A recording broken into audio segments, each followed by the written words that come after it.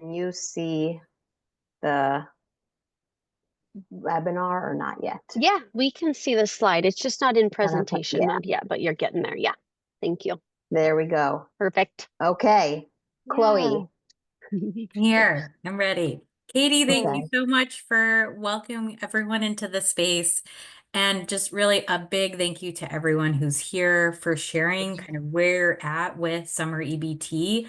And that's our exact goal today, is really to give you all the information you need to really be able to connect with your families about the summer EBT program, because we know how important all of you are to families. You're trusted people that families really come to for information. So we want to make this a easy process and give you the things that you would need to do that communication. And we know that being able to have families see information about the program through their school makes all the difference. And so that's really what we want to equip you all with today. And so, yeah, we're really excited to dive in. So I want to, with our next slide, we're going to just share a little bit about the goals for today. So our goals for the webinar, we want to make sure you understand how summer EBT will work in Nebraska this summer. And I think for many of you, you've been at other webinars NDE has hosted, you have some information, but we're also hoping that, for folks that maybe haven't had as much exposure, you have the key information you need for this summer. And then we want to provide easy ways for you to help get the word out in your community about the program. So we'll both be sharing some of kind of the key things we think are really important for getting information out. And we'll walk through some tools that are available as well. And then we also really want to ensure that the right people at your schools have the right information. So we know that so many of you might be in the role of data steward for this program, or might be the one that talks to families about school and summer meals. But there's also so many people in a school setting that families interact with, maybe that haven't been as involved in summer EBT. And we want people in front offices. We want folks who are counselors or parent resource coordinators, McKinney-Vento liaisons, to really know what they need, because you all are in communication and in conversations with families all the time. And then we want to make sure that there is time for question and answer, so we can help equip you all with really helpful answer your questions that are coming up.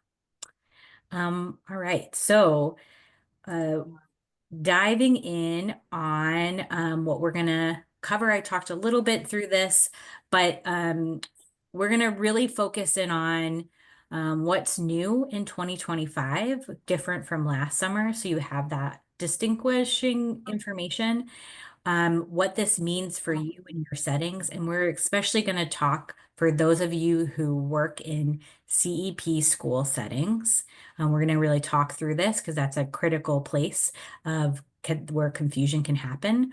We're going to highlight common questions from families and some answers there. And then we're going to walk you through this outreach toolkit, so you have all that information you'll need. So I'm going to dive in on summer EBT in Nebraska.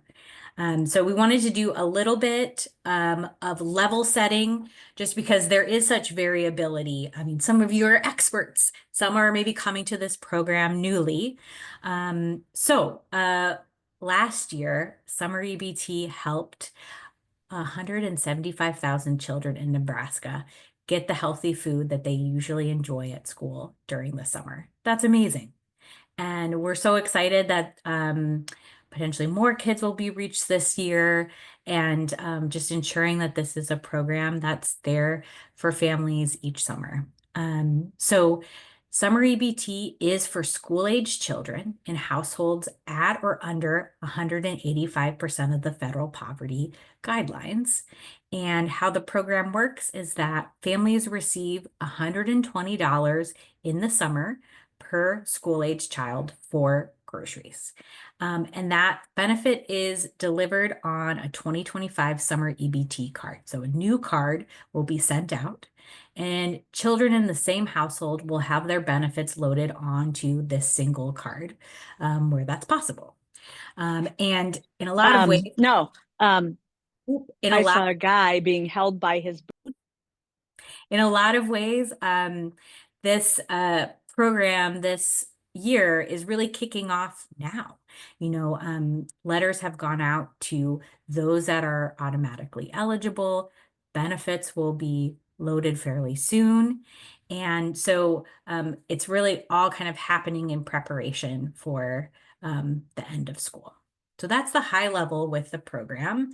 And then we want to get into a little bit more specifics on understanding this, especially in your context.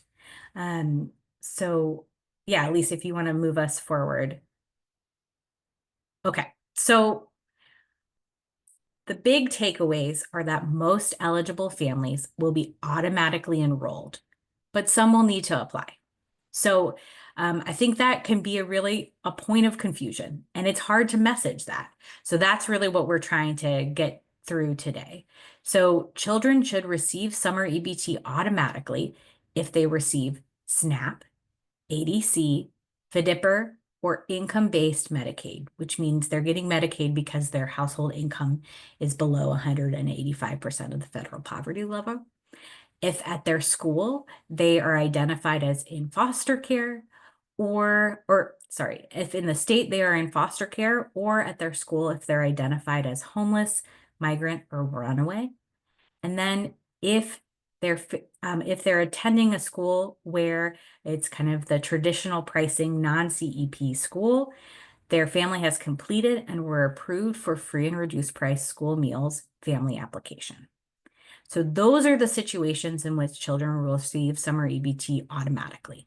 And so their families would have received a notification letter, or will be receiving one very soon, that lets them know that.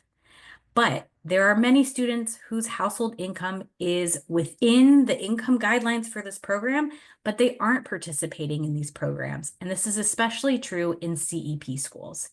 And our goal is really, we want to work extra hard to inform these families in particular about the summer EBT program, because we want them to take action and sign up.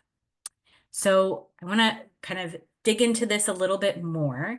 It's like, so what will my students, when I'm interacting with them and interacting with families, what will my students need to do? And will my students need to sign up for summer EBT, or will they get it automatically? So this is a clip from a material that we have available. It's a fact sheet for those in school settings. So for all of you to really be able to understand the program and understand this distinction between who gets it automatically and who doesn't. So you'll see here, we've really broken this down by your school setting. CEP schools versus non-CEP schools. For all of you, I think you have this kind of sense of where your school falls in that consideration. Families might not, and because I think it's a hard thing to understand. So we'll talk a little bit more about how this looks in a family-facing messaging, but for you all, really understanding when you're in that CEP setting, if not all families will be automatically enrolled, so they may need to sign up. And they would need to apply if they're not receiving those programs we talk through, identified as a student in foster care or as homeless, migrant, or runaway.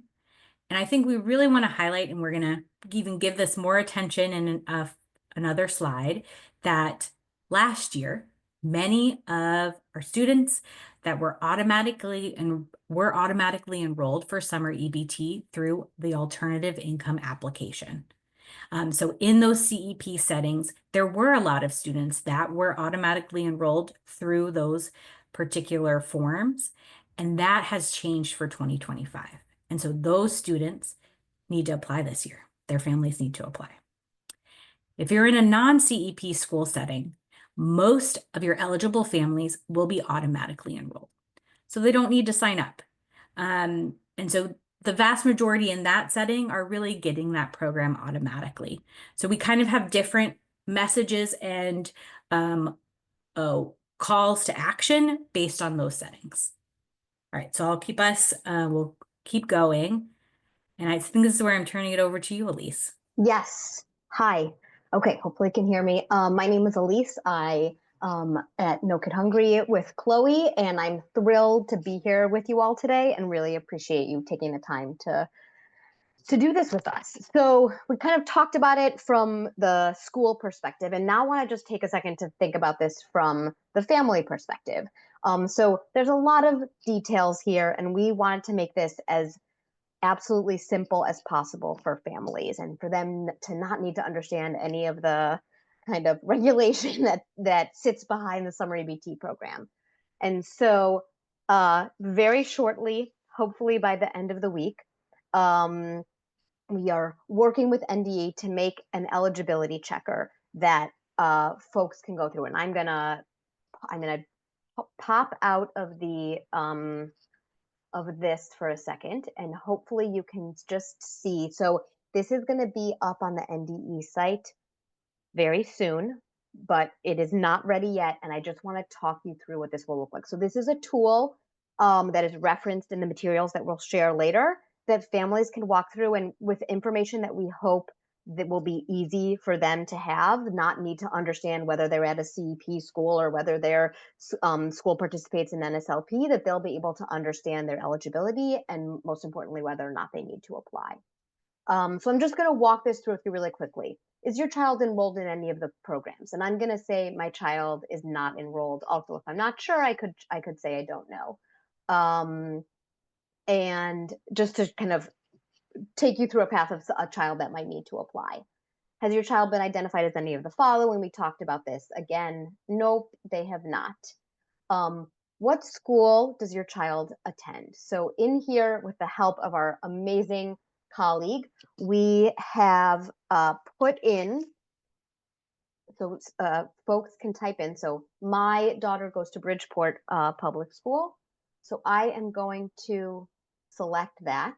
This tool, you can kind of look up any school that participates in an SLP in the state.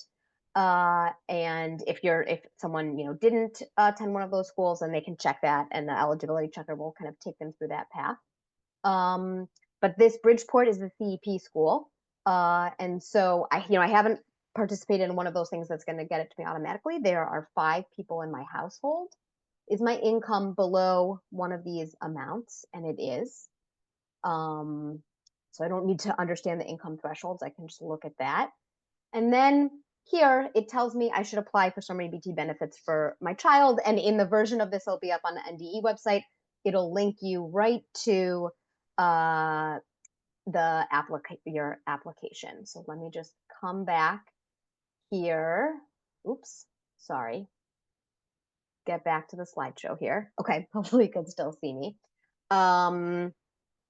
So that is just another tool that you can direct families towards, or if you're getting questions, and like sometimes it can just be helpful to think things through in that way. So that's another resource. And remember, most eligible families will be automatically enrolled, and this can help kind of like weed out those families and know that, great, they don't need to take any action, but some will need to apply.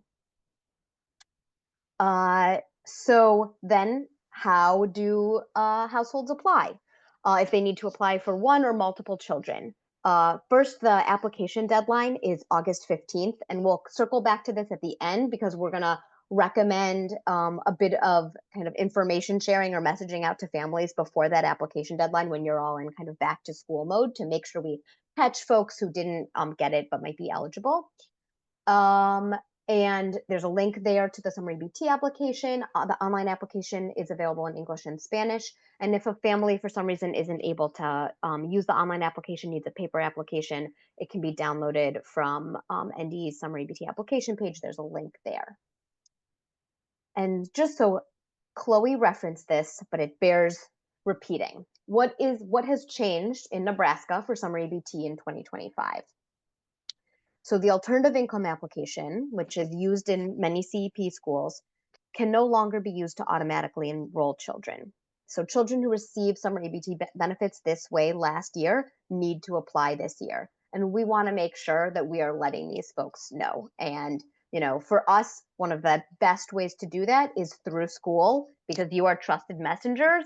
And they, you know, and they got it through a form that they filled out with you all last year. So if you know that your school or district used those forms to streamline certify or to automatically enroll kids last summer, and that there'll be those families will be expecting to get the benefit again automatically, and it's really critical to get this message to families. And I think I pass it back to Chloe now. Khalees. Yeah, keep putting questions in the chat. Thank you to Katie for answering. This is really helpful and great. So yeah, at least you can take us to the next one. So we want to talk a little bit about how you particularly can help families access and understand summer EBT in the particular settings that you are in. So there's kind of two calls to things here. So in a non-CEP traditional pricing school, we really want you to focus on awareness. So if you're in this setting, very few kids will need to apply in order to receive the program. The vast majority are participating in one of those programs, or it will be caught through free and reduced price forms and qualify automatically. And that's so great. That's a really easy way for families to engage. But we still think it's really important to bring awareness. This is a new program. It's only its second year in existence. There can be confusions about past experiences with pandemic EBT. And so we're still really trying to build up that knowledge, like this is a program that's here for you each summer, and this is what it looks like. And so what we think is that you can help answer questions about what the benefit is and how they'll receive it. Explain what it is so they don't worry about receiving it automatically. You know, sometimes it can be worrisome if a card just shows up in your mailbox and you're like, where did this come from? So that's, I think, part of that awareness driving that we can do. And then make sure folks know how to use it. So that's, and you'll see in the materials we're providing that there's some things in there that really help do this piece of it. So then if you're in a CEP setting, we want you to focus on action and calls to action for families. So in CEP schools, there will be a group of students that need to apply. So we've been talking about, and it can be complicated for families to understand the intricacies of the program. As all of your great questions are coming in, it's really hard. It's hard to understand how this program applies to someone, especially who's not in all the policy and regulations. So we want to make it simple by focusing on a key message. This program exists. It's easy to check your eligibility, as Elise just walked us through, and apply. And you can help answer questions for people on how to check their eligibility, how to apply, and how to use their benefit. So in this, I just want to pause here and say that why we're encouraging folks to check their eligibility, there are a lot of folks in CEP settings who qualify automatically too. And so we want that to first happen so that someone isn't taking the extra effort to sign up when they don't need to. And we're not getting a flood of applications coming in that aren't necessary. But we still want to make sure that people apply that need to, because it's confusing when some people qualify automatically and others have to qualify by applying. And Elise, I see you off mute. Please add. Oh no, I was just okay, you're getting ready. Sorry. So no, we just want sorry, Elise. So those are kind of the key things and the key efforts that we can take in these particular settings. So I'm going to pass it to Elise to talk through common questions because we know they'll come up and we want you to feel like you have the info you need on those. Thanks, Chloe. So yeah, I'm going to get into, I guess, some of the meat and potatoes and hopefully just talk through some of these so that when these questions come up, they feel super easy to field, not just for you, but for others in your school or district, and hopefully can like minimize stress, minimize time spent trying to contact customer service, and just like really ease access to the program for folks. So I'm just going to talk through some of these questions that it is likely you get from families. First, how and when will we get our summer EBT benefits? So the first issuance for those that are automatically enrolled through those programs and statuses that we've referenced a number of times here, the first issuance is planned for this week. So, those cards will be coming soon, and a notice of summary EBT eligibility should come in the mail first. So if folks are like trying to understand, you can tell them to be on the lookout for that letter. And then for folks that apply, issuances are planned through September. So if someone applies next month, that likely would like get the benefit. I think the following month. And there are details on like the exact timelines on the DHHS Summer EBT site that are really helpful. I'm having trouble activating my card. What should I do? So in Nebraska, cards are issued by household. And so when you're like activating it, you're asked for the date of birth. And the instructions are to enter the 8-digit birthday for the oldest child in the household. But if that doesn't work, instead of kind of maybe immediately calling customer service, try the next oldest child's birth date or any of the other children in the house. One of those should work, and hopefully that'll make it a little bit easier to get the card activated. Why did I get summer EBT for one child and not all of my children? So there are many potential answers to this question, but it's something that we've heard a lot kind of coming out of last summer. And it depends a little bit on the specifics of the family. And I'll just talk through a couple of reasons why. But if you know some of the specifics of the family, you might be able to understand.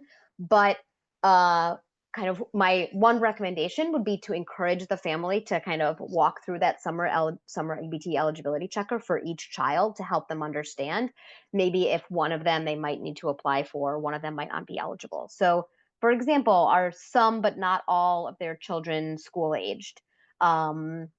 Maybe one of their kids was 3 years old and not in school yet, but they were kind of expecting it to come from all their children. So there's some confusion around that potentially. Or does a family have some children in a CEP school and another child not in a CEP school? So maybe the non-CEP school got that automatically through having completed a free and reduced form earlier in the school year. Wonderful. But perhaps the child in the CEP school might need to apply. So that's just an example of why that might happen. And then I think I should have gotten summer EBT for my children automatically, but I didn't. What should I do? Again, there's a couple different reasons why this might be. A mailing address might need to be updated. Are they at a CEP school and they need to apply? And again, someone might feel really confident. I got it automatically this year. I'm sure last year. We want to be able to guide those folks in the right direction. And then a few more questions. So what should I do with my summer EBT card after I use it? Nebraska plans to reissue summer EBT cards to households each year, so you can tell families they don't need to keep it. Why did we only get summer EBT benefits for 1 month? This is also a question that we saw a lot in summer 2024. And we just want to clarify that summer EBT benefits are issued in one lump sum, $120 per child for the summer, and that isn't the amount that they get each month. It can be kind of disappointing for people, but we just want to make sure that that's clear to folks. Oh, sorry. What is the best way for me to update my address? And the kind of easiest way is probably to send an email with that information, and you can direct parents to do that. And by when do I need to use my benefits? So benefits expire 122 days or about 4 months after they issued. And this is a thing that we also kind of have a suggested social media post for the end of the summer, just reminding folks to use their benefits before they expire. And really quickly, before I think I pass it back to Chloe, just talking for a brief second on summer meals and summer EBT working together. So, so summer EBT, of course, is one of several programs that help families who can benefit from extra support with food. And it works alongside summer meals programs to help make sure Nebraskan kids are getting nutritious food all year round. We want to make sure that folks know that they can access both programs and not just one of them. And when you're talking to families or creating resources for one of these programs, it's great to let them know about all their options and kind of co-message about this. So in the toolkit that we have a post about, summer meals and summer EBT together that you all can use. But also in your summer meals work, you might want to, think about ways that you can incorporate a message also about summer EBT. So we just wanted to kind of put in a plug for that. And this is still me, I think, yes. So we've mentioned this summer EBT outreach kit a number of times. As trusted school staff, teachers, community members, all the folks in your school, we know it is so important to summer EBT success that families hear from you all, and we want to make it as easy as possible. So we created a number of things that we hope will help you share some of these messages with your students and their families. The first, and we'll kind of talk through these, but just to give a quick overview, there's a school staff fact sheet that's like, if you were going to send, well, I'll let Chloe actually go into that, but we hope it'll be a really helpful resource to your school staff. There are social media images and suggested captions, a number of resources specific to CEP schools who might want to do some additional outreach, especially about letting folks know they need to apply, and then a suggested timeline so you know when to kind of use these messages most effectively with families. And I think I turn it to Chloe now. Yeah, so we just wanted to lift up each kind of tool resource for you all so you know what they are and give them just a little space here. So this is the fact sheet for school staff. So really this is aimed at those in school settings to know a little bit more about the summer EBT program and have something they can kind of turn to have that reference guide. This is definitely not to share out with families because it has a bit more information and detail on it. In a lot of ways, it kind of captures what we talked about a little bit early on with eligibility and gives more specifics there. So we see this material. We encourage you to share this with staff at your district and in your school who can help spread the word and want to understand this program. So parent resource center staff, family resource officers, guidance counselors, receptionists, and other front office staff, child nutrition staff, anyone involved in food distributions or food pantries, staff that may be helping with ESL, McKinney-Vento liaisons, anyone who's likely to be on the front lines of questions from families or involved in connecting families with resources. We think that this would hopefully help with that. And that kind of flow chart around CEP and non-CEP that we moved through earlier, that's on the back side. So you're seeing the front page of this fact sheet, the back side has that. So hopefully it's really helpful for sharing information with all of these frontline staff.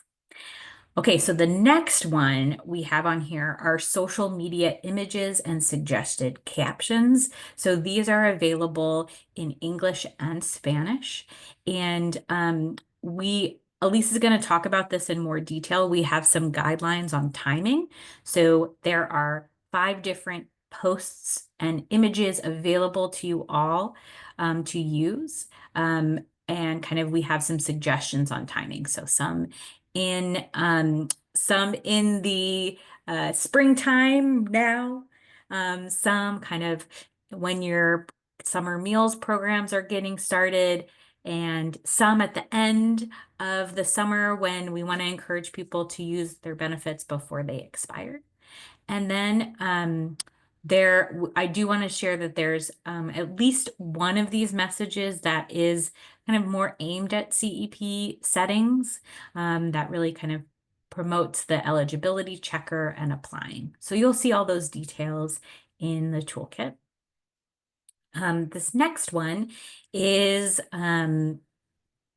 yes, and I want to say, I'll pause for a second. We are going to share everything with you all, and all of the materials will also be linked on the NDE site. So we're going to talk through what that looks like just at the end of walking through the materials. So there's also a group of materials that are really aimed at CEP specific settings. So in these settings, we have email language for 2 different emails and timing about when that could go out, text message and robocall scripts so that you all can easily plug and play them into whatever kind of communication systems you all use and what might be possible at your setting. And then there's a take-home flyer that is for families that you can print out, could share digitally, you could blow up and make a poster somewhere. And this really provides kind of that key information about checking if you're eligible, and if you're eligible, how to sign up to apply. And it has some specific links to the checker and the application and a QR code as well for the eligibility checker. And then I think the next one is Elise walking through the timeline. Yes. So later today, this will kind of all be up on a website with information, and all the resources will be downloadable so that you can just, hit download and put them right into your whatever social media you use, or whatever other kind of communication channels you prefer to use with your families.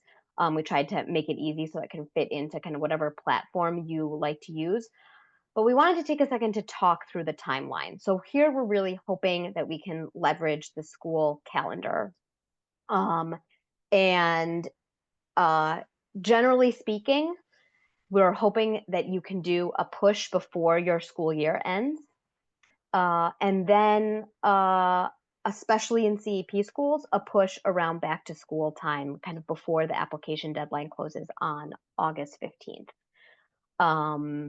So just to kind of quickly talk this through,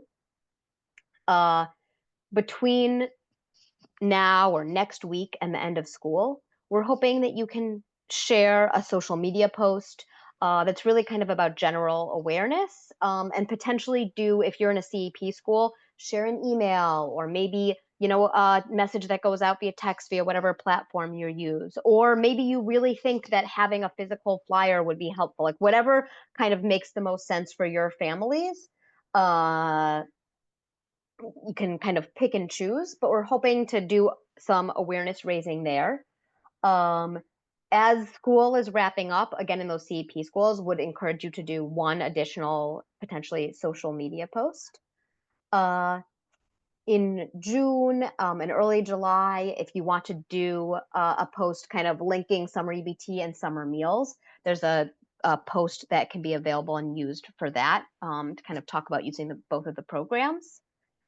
And then between the very end of July and August 14th, we're assuming that you are going to be doing some communicating to families as you get ready to start the next school year. And so we would encourage you potentially to do a social media post then, or if you're in a CEP school, we have some email language that you can kind of copy and paste or put in other communications that you're sending out to families.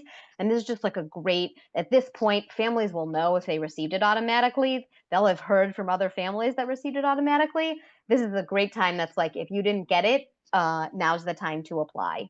So we have some really simple messaging around that.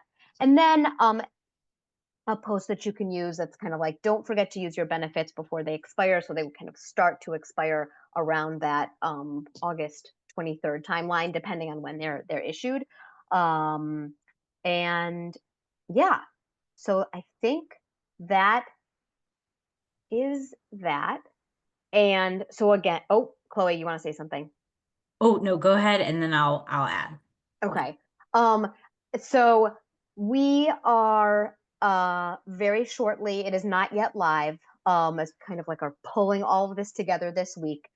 But all of these resources will be available shortly at this website, and there also will be a link at the NDE website. We will be emailing it out to attendees. And Chloe, what else do you want to say before we get to the Q&A? Yeah, so I do want to like double click on what Elise just said. So right now we are actively getting everything together, doing the final checks on all these materials, and we'll be adding them and publicizing this particular link by today. So if you were to go there right now, it would be like error message, but know that this is very much coming. And so everything will be there, pretty easy to copy, paste, download all of those pieces that we just walked through. Then I also wanted to add that the eligibility checker that the NDE team is working furiously on, the goal is that that is up and working by the end of this week.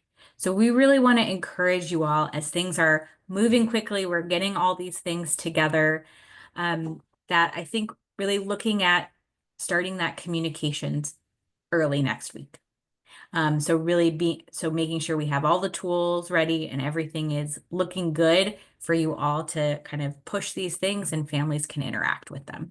So I just wanted to give that sense of time frame, and so you all know, so in case you were to share something out this week and the eligibility checker wasn't fully functional, that might be confusing for families. And so thank you all for your patience as we work through this. And our goal is that not only will you see these things in the links that are provided here and through the NDE website, but we also plan to email everyone who registered for the webinar with all of this information when it's ready to go. So just wanted to name that. And now it's Q&A time. So questions that I know Katie and Megan have been answering so many great questions in the chat, which is really helpful, but we just wanted to open it up. Unmute, put things in the chat. We are all happy to answer. Oh, sorry. Did you need me? My phone rang and I answered it shamefully, but I'm done now. No, Katie, we're just kind of in Q&A time now. So really wanted to open up the space for outstanding questions from people. Of course. Maybe for those who haven't kept very close track of the chat because they've been listening intently and watching the slides you've been presenting, which is awesome. I'll run through the questions and answers that have been asked in the chat so far. And then in that, I'll catch the ones we haven't yet responded to, if that sounds okay. That sounds great, Katie. Thank Awesome. you. Okay, thank you. Let's see. I had a question about households or families where maybe it's a mix of students, where some of the students in the household attend a CEP non-pricing school while others attend the traditional pricing building or program. And in that situation, of course, you may have received income applications for school year meal benefits.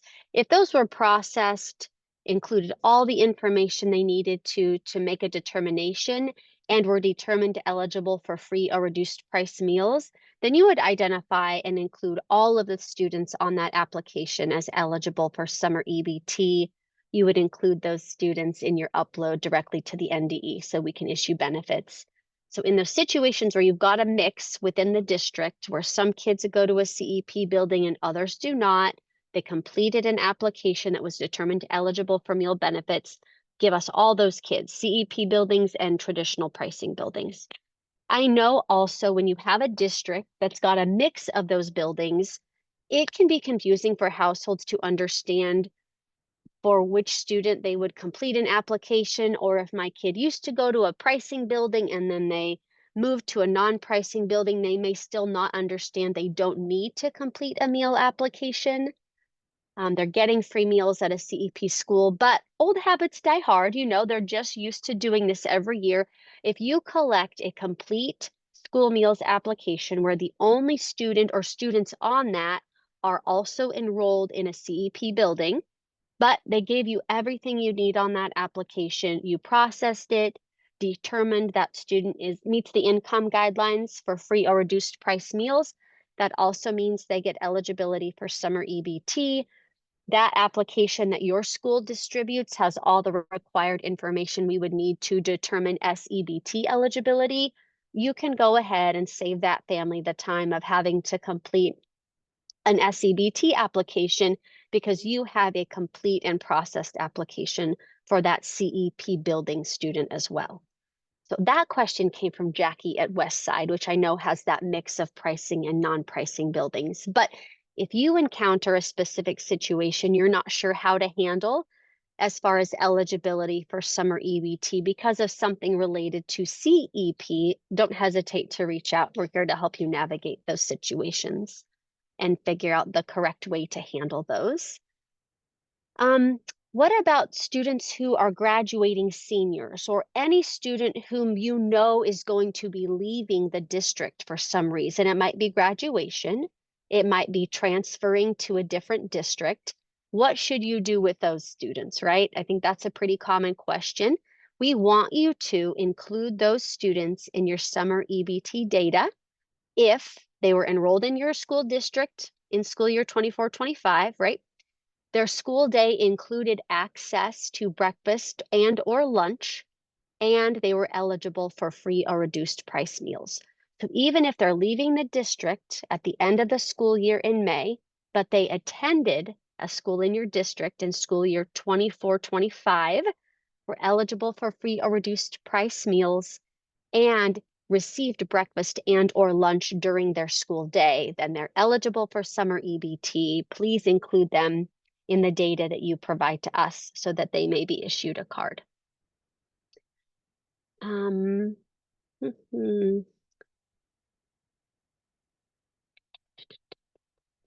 Scrolling down here, thanks for your patience with me.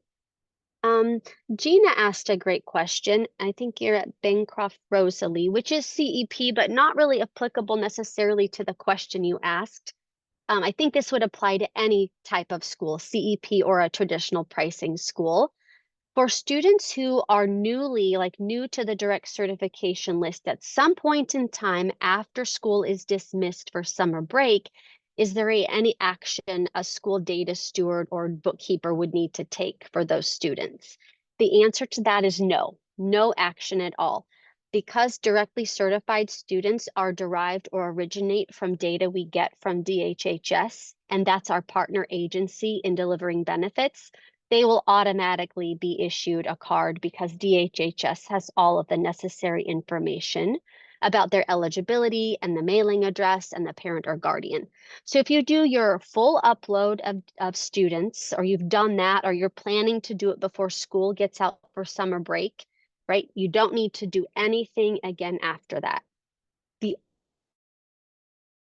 only time you may need to generate a new file with probably fewer students is if you happen to receive any new meal applications for benefits that are determined eligible for free or reduced price meals sometime between your upload and your last day of school. Okay, that's probably pretty uncommon because we're so late in the school year at this point, but it might be something that happens occasionally. So if you get any newly identified students because they submit an application for meal benefits to your school between the time you generated your SEBT file for upload into the portal and your last day of school, you'll want to generate a new file with only those newly identified students and upload it to the portal just like you did your first big entry or data upload.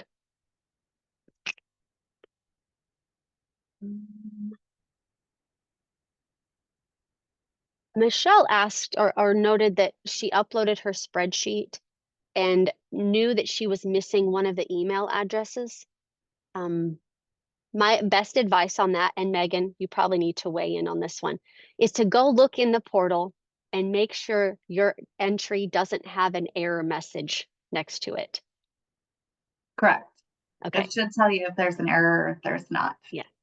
It would And be on kind the of weird that it wouldn't throw an error missing one email address. If you can't tell for sure, just email me Mhm. your name and school, and I can look it up for you. Yeah, thank you, Megan. Yeah.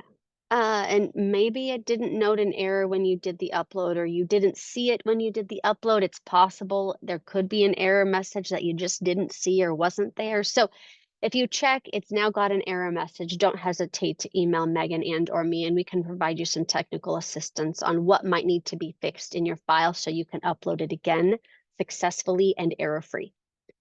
We can finally cross that off your list for you, right? Sherry in Chase County asked, what will the envelope look like that the cards will come in? And their households that have students who will receive the benefits will get 2 pieces of mail. The first, about a week before the card arrives, will be like a benefit notice that will indicate they're going to receive a card and the amount of money on that card. We try to group benefits on cards with more than one eligible student. That might not happen in every single case, but we try to do that. So every dollar value on a card is going to be a multiple of $120. Like if there's a single student on the card, the letter's going to note your card's going to have $120 in grocery purchasing funds on it. If there's 2 eligible students in a household, we try to get both of those loaded onto the same card. So the notice is going to say you'll receive a card and on it will be $240 worth of grocery purchasing funds. Then the follow-up letter about a week after that notice is going to be that plain white envelope, nothing special about it. That's the envelope that contains the card, that they will then call the number and utilize the date of birth for their oldest child to activate the card. If that date of birth you try the first time, the oldest kiddo doesn't end up working, remind households that they should try the other 10-digit dates of birth for kids in their home. Sometimes the date of birth assigned to the card might not be for the oldest child or student, so have them work through all of the 10-digit dates of birth for their kids. If none of those work, then they should reach out to DHHS to explain their card isn't working or they can't activate it, and then a new card would be issued to that household. Oh, Megan answered that one. I'm so sorry, golly. Thanks, Megan.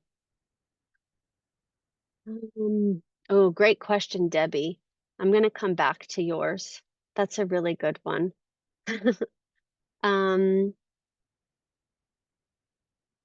Samantha asked what's considered school age. It's a date of birth on or before January 1st of 2019. So any child who gets SNAP or Medicaid that qualifies them for meal benefits, but has a date of birth of January 2nd, 2019 or later, as in they're younger, and they don't attend a school and don't get meals during their school day, like a preschool, then they're not going to be issued a card. There's a little bit of nuance here, right? If your district has a preschool, those kids, preschool aged kids who have a date of birth of, let's say, I don't know, May 17th, 2020, right? They're technically not in kindergarten, but they're enrolled in your district's preschool and they get breakfast and or lunch during their preschool school day, and they qualify for free or reduced price meals, then they would be eligible for summer EBT.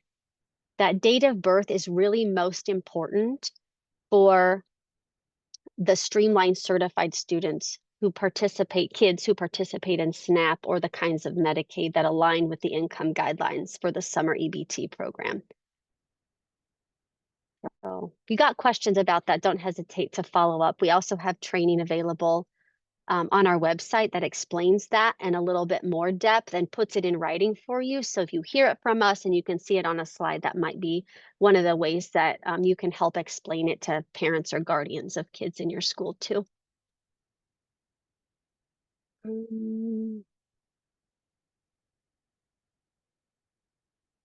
Brissa, you're at one of the non-publics in Omaha. I can't remember which one, but anyhow, if one of your students is directly certified but the other is not, does the parent need to fill out the application for summer EBT? And the answer to that is generally no, right? We're working on the assumption here that both of the kids are enrolled in school. They're both students, right? I think that's what you're implying with your question. And if they're directly certified for SNAP, Medicaid free, or TANF, then the other student who lives in the same household as the match student would automatically qualify to receive summer EBT. If that directly certified student, however, is foster, migrant, or homeless and would be eligible for summer EBT by one of those three options, that does not extend to the other student in the household. And a summer EBT application would need to be completed for those non-foster, non-migrant, non-homeless students who live in the same economic unit. So SNAP, Medicaid free, and TANF, yes, extend that to other school-aged, school-enrolled kids in the household. Okay, but the other programs that on which we might directly certify students do not get extended to other kids who live in the same household or economic unit. You said, okay, thank you. So what I said must have made sense, Bree. Glad for that. But if you got other questions, let Megan or me know. Did I miss any questions? Or are there ones specifically that our No Kid Hungry partners would like to respond to? Because they were directed more at them and the resources they've worked to develop for us. Yeah, I'll lift up one. Katie, wow, amazing answers. I'm really glad we went through all of those things and everyone asked such good questions. I saw one from Sherry on is there a non-CEP checklist to outreach? Because I know we're heavily emphasizing CEP settings, and I get it too, where folks are in, different buildings have different things in your district. So we hope the eligibility checker is really helpful in those particular settings too. So Elise wrote in there, and I'll just lift it up. So for non-CEP settings, really we'd encourage you, the social media posts, 4 of them are really intended for general use, including at non-CEP schools. So you can pull language from those suggested captions if you want to include that in a newsletter or other school communications or via a parent app or portal. So really it's cut and paste where you think makes sense for you. So those are some easy things to plug and play. And I think, that general message around the program and learning more and referring to the eligibility checker is totally fine in those settings too. Like, feel free to use those things. We just don't want to encourage people in those settings. We don't want to push a really big apply message there because it's not as necessary. So that's really the distinction. Yeah, I appreciate that. And I know there was a question around Debbie's question around, and I know, Katie, you were going to come back to it. Our school having trouble getting families to apply for free and reduced benefits. I think Katie will have good answers to that. I'll put out one thing that I think we've been thinking about. So I think one of the things is that free and reduced price applications also allow people to qualify automatically for summer EBT. So that could be a really great message, especially in that back to school time in August, where folks, it can, tying them together can help. So I think generally raising the profile of summer EBT can help with making that linkage. And that's something we can think about too in some messaging down the line. Is there another post that could be helpful to tie those two together that you all might use? But anyways, Katie, I'm sure you have much better answers than I would have. Not better, but I can add to what you shared. And I know Debbie's name. I just cannot for the life of me think which school you're with. A public school? My brain is very, very bad right now, my memory. Debbie, if you can type in the chat your school name. So what I'm going to say is applicable to public schools. There, of course, are benefits. Kennesaw, thank you. Thank you. Yes, of course. Okay. So non-publics, this doesn't apply so much to you because you do not receive state-derived funds to support your district. However, public schools do receive that money. So I can tell you some of the ways you might be able to explain to parents about the importance of completing and identifying whether their household or the students in their household are eligible to receive meal benefits. Of the percent of students enrolled in a district who qualify for free or reduced price meals is used in the state TIOSA funding formula. Participation in SNAP and Medicaid, at least the types of Medicaid that align with the income guidelines for the school meals program, also are used for tax appropriation, which is state-derived funds as well. As far as federal programs go that rely on information or data about free and reduced eligibility, there are a few I can think of off the top of my head. One might be one of the provisions that allows a district or a building within a district to serve no-cost meals to all students. Those would be provision 2, which is most commonly used at breakfast. And the more students your district identifies as eligible for free or reduced price meals, the more advantageous those claiming percentages are going to be, as in that's just more federal support and funding to the food service account. Similarly with community eligibility provision, where we rely heavily on SNAP and Medicaid participation to support providing no-cost meals to students in the district. Even if you do not participate in one of those provisions, it still is obviously a benefit to the household if they can reduce the bill for the meals their students eat at school. And I think you could maybe like, I don't know, I don't want to be insulting to a parent, but I think that if kids are left up to their own devices to determine what they eat at breakfast and or lunch, then they maybe don't make the healthiest choices. And I know not everyone loves every meal provided at their school's meal service, but by and large, there are those nutrient standards that support their physical growth and their academic success as well.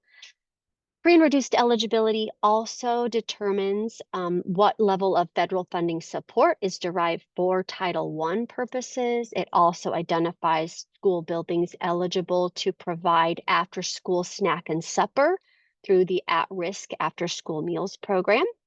It identifies locations that may be eligible to provide meals through the summer food service program, where any child age 1 to 18 can receive meals when school is out.